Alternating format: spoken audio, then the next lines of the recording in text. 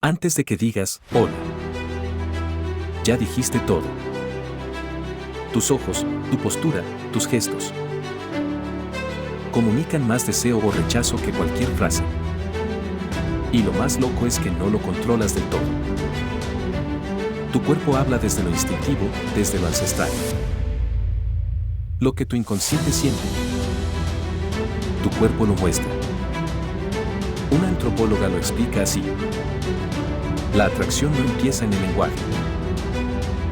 Empieza en la piel, en los microgestos. En la forma en que ocupas el espacio. Así que la próxima vez que estés frente a alguien que te atrae, recuerda esto. Ya estás diciendo algo, aunque no hayas abierto la boca. Si te voló la cabeza, suscríbete y revisa los enlaces. Lo que viene te va a encantar.